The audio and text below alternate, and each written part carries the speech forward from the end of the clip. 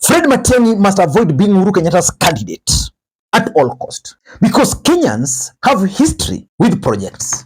Earlier today, there was this story in the Daily Nation. It was actually the headline. Uhuru Kenyatta's factor in Fred Matiang'i's presidential bid. Let me just take you through some paragraphs here. Because in this video, I want to offer my unsolicited advice to Fred Okengo Matiang'i. I'm not saying Uhuru Kenyatta should not support him. Fred Matiang'i requires fully the support of Uhuru Kenyatta. But he should not emerge as a candidate or as a project of Uhuru Kenyatta. Because that is exactly what this article is alluding to. Let me just read for you some two or three paragraphs there. Former Interior Cabinet Secretary Fred Matiang'i's 2027 presidential ambitions continue to gain traction, which is the truth. With allies of Uhuru Kenyatta saying the former president plans to back him to dethrone President Ruto. Uhuru has some beef to chew with William Ruto, and that should not be part of Fred Matiang'i's mission.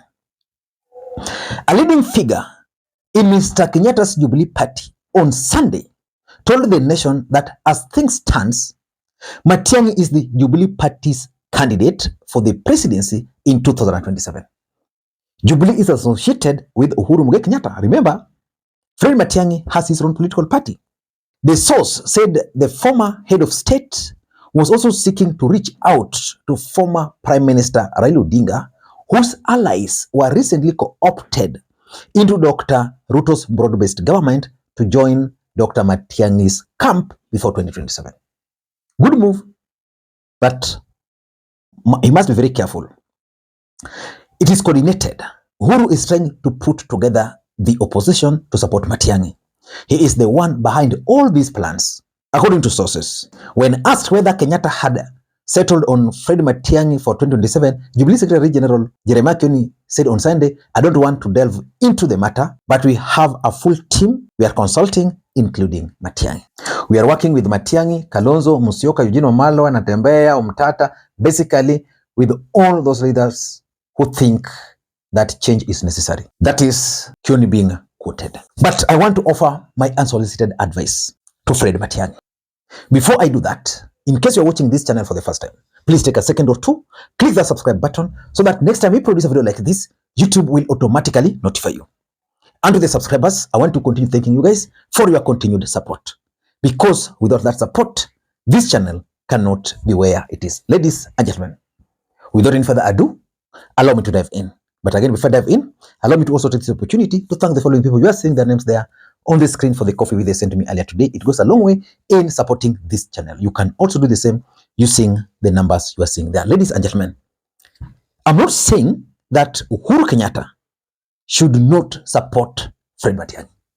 Because Uhuru Kenyatta's support for Fred Matiang'i is very critical for Matiang'i's success.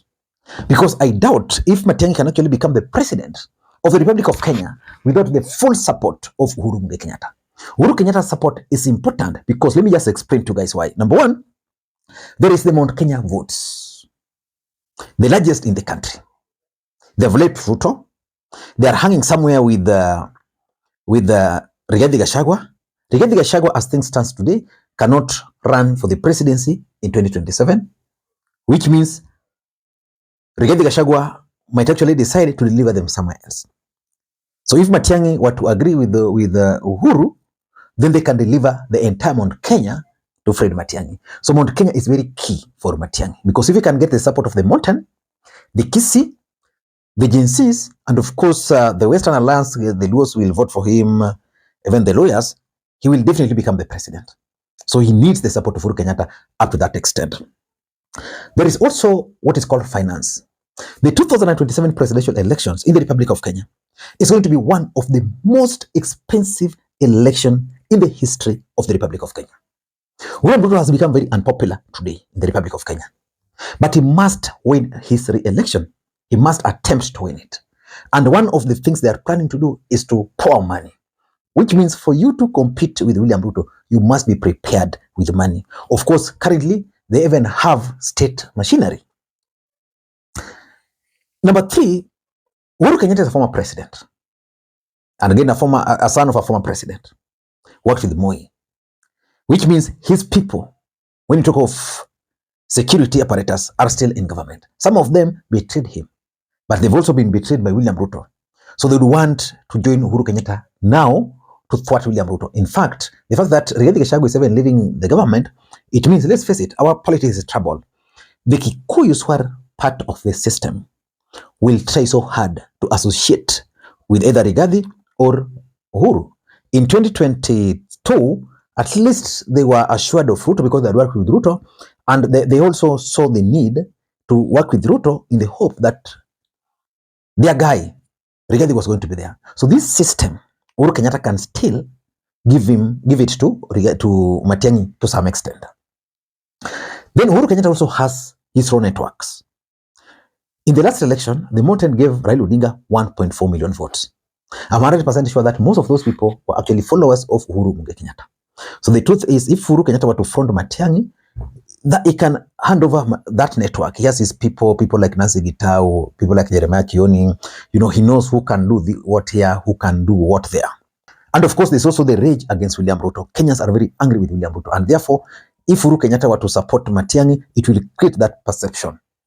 And of course, don't forget that Uhuru Kenyatta is also a unifying figure. It is Uhuru Kenyatta who sustained Azimio as the leader. Matiang'i, Kalonzo, Eugene Wamalwa. So Matiang'i will lead those, Uhuru's leadership. But that support must come from behind.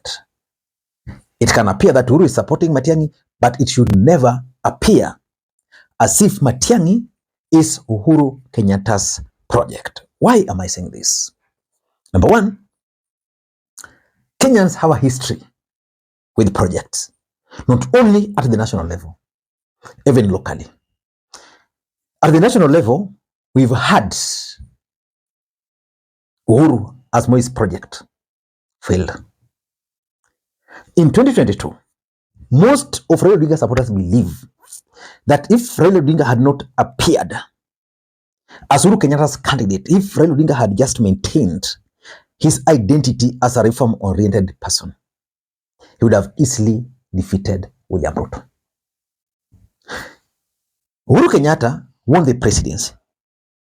He was being supported by Mwai Kibaki, but he never appeared as if he was a Mwai Kibaki's candidate.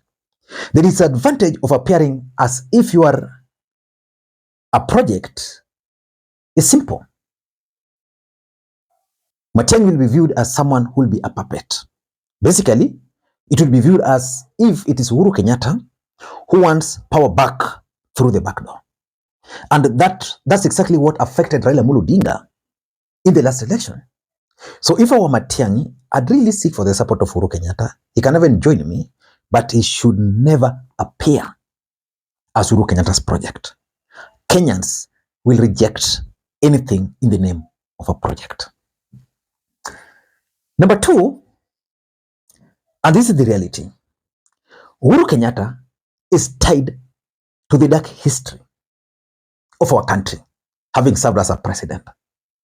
Of course, having also served as a son to the former president. What Kenyans are yearning for today is a fresh start. But who can bring that fresh air to Kenyans? They've looked at the candidates available. There's Omtata, there is Matiang'i, there is Kalonzo, and they are giving some X. Matiang'i is emerging because his history, he has performed before. He's a man who can deliver. He's ticking most of the boxes. If Uhuru were to appear as if he is his project, that dark history will be revived. I remember even remember the other day when Uhuru Kenyatta requested the Gen Zs to come out and fight for their rights. When William Ruto responded you could hear what he was saying. And of course, even those who responded to Uhuru Kenyatta were like, man, shut up. Why? Because you are part of the problem.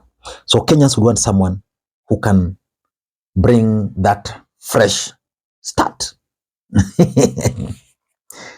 Number 3, it will also bring back, Matiang'i will be viewed as part of the extension of the revenge mission Uhuru Kenyatta has with Ruto. Uhuru Kenyatta has a problem with William Ruto. Anybody would. So that particular problem they have, Matiang'i should not be part of it. Because as we speak, there are people who are currently supporting Ruto, but they don't want Uhuru Kenyatta. So if Matiang'i were to appear as if he's Uhuru Kenyatta's candidate, then what happens to those people? They'd say, better the devil we know. And that is the reality. Number 4, there is also the Gen Z factor. Who is going to be the Gen Z candidate in the Republic of Kenya? The truth of the matter is that 2027 presidential elections is going to be determined by how the young generation of the Republic of Kenya are going to vote. If they vote for William Ruto will win his re-election. But as things stand today, the Gen Zs are looking around for a candidate. And the candidate they're looking around for is not William Ruto. They want someone who can remove William Ruto. But how can you win the support of the Gen Zs? You can only win the support of the Gen Zs if you don't appear as if you are a project. So Matiang'i will need the support of Uhuru Kenyatta, but he must avoid any temptation of appearing as if he is a project. Raila Odinga committed a very huge mistake in the last election. He failed to shed off that tag of Uhuru Kenyatta's project. Because remember, Raila Odinga entered into the handshake with Uhuru Kenyatta. He never even had a permanent secretary in his name, a cabinet secretary in his name. But he helped Uhuru Kenyatta carry that baggage. So the truth is that Gen Z factor. And lastly, let me also talk about the Raila factor in 2027 presidential election. In the article in the Daily Nation, Uhuru Kenyatta, the source, is quoted as saying that they're trying to reach out to Raila Odinga for support. The truth is, in 2027, Raila Odinga might not be on the ballot. Raila Odinga might even support William Ruto. But what about his supporters? That is where Fred Matiang'i must focus on. Raila Odinga supporters, where are they going to vote? Some will vote for Ruto. Some, majority I believe, will not vote for Ruto. But how can this majority vote for Matiang'i? The truth is, if you were to ask 10 of Raila Odinga supporters about Uhuru Kenyatta, they will tell you that either Uhuru Kenyatta played Raila or Uhuru Kenyatta did not really mean well the long con. So those people, they'll not vote for Matiang'i if Uhuru Kenyatta is there, because they'll say Uhuru Kenyatta was with Raila, he failed Raila Odinga. How sure are we that now he's supporting Matiang'i and is out of the equation? How can we be sure that he's going to deliver for Matiang'i? Because in politics, the ultimate aim is normally the victory. So for me, if you are to ask me, one of the mistakes Fred Matiang'i must avoid at all costs is to appear or agree to be branded as Uhuru Kenyatta's candidate. I don't know how he's going to try work around the clock to ensure that he's not branded Uhuru Kenyatta's candidate, because I know William Ruto and his team, wherever they are working round the clock to figure out how they can tag him a project. Until next time, this is Lee Makwiny. If you've watched this video up to this stage, please let me know in the comment section. Until next time, this is Lee Makwiny. Bye-bye.